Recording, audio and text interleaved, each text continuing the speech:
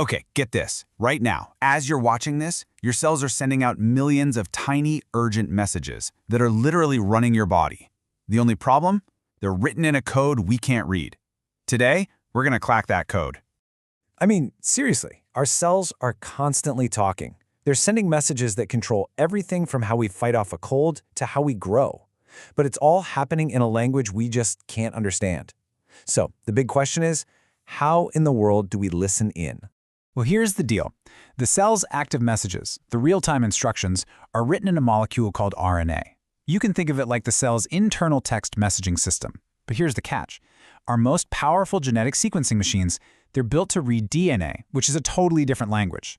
It's like having these vital, urgent memos that you can't read because your machine is designed to read blueprints instead. And this is the solution. It looks complicated, I know, but this beautiful workflow is basically our treasure map. It shows us the brilliant journey scientists take to translate those super fragile RNA messages into the stable, readable language of DNA. And it's going to be our guide for this entire explainer. So, we're going to break this whole quest down into 5 main stages. First, we'll look at reading life's messages. Then, preparing the RNA. After that, the DNA transformation. That's the big one. Then, getting it ready for sequencing. And finally, the best part, what we actually learn from all this.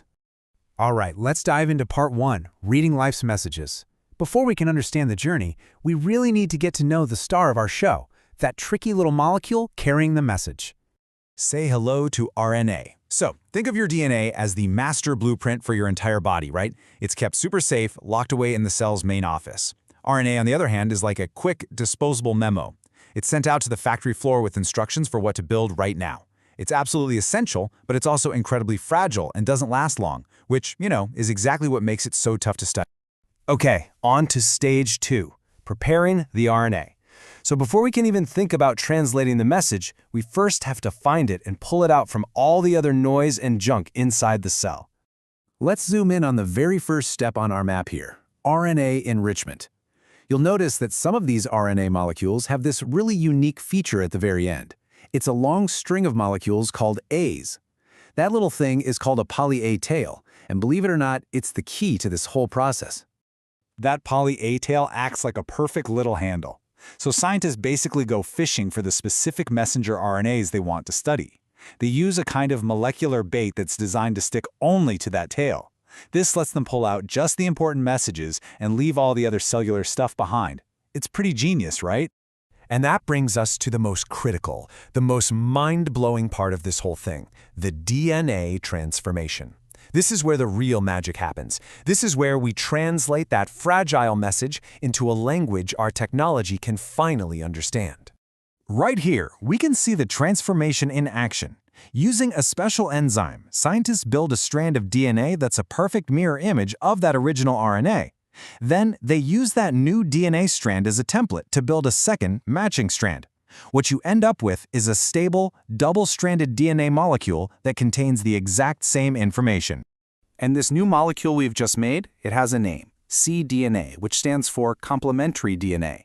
Now here's the crucial part. We haven't changed the message at all. All we've done is translate it into a format that's way more durable and, most importantly, readable.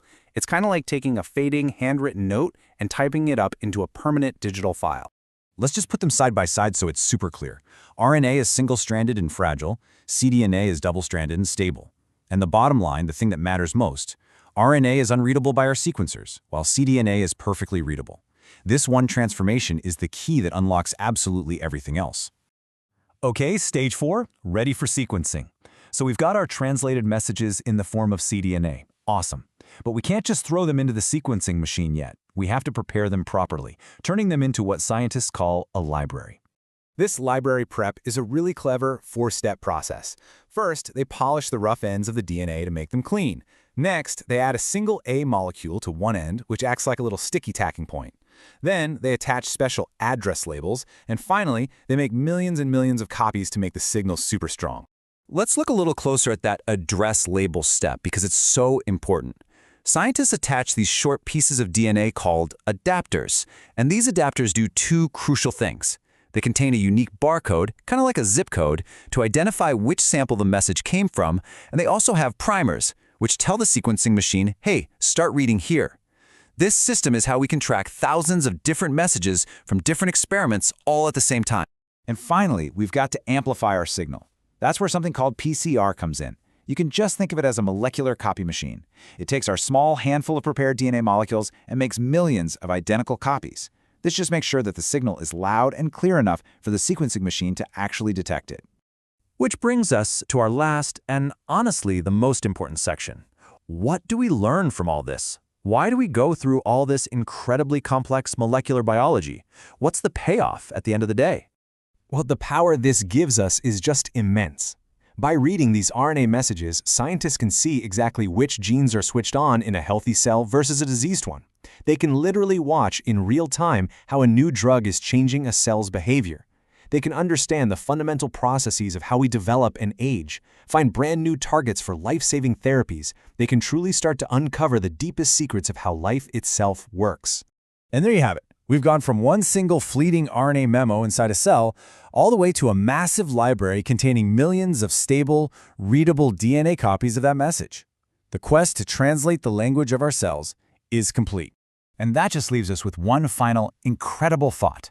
For the first time in human history, we have the tools to actually listen in on life's most fundamental conversations. So the real question isn't how we listen anymore. The question is, now that we can, what amazing secrets of life are we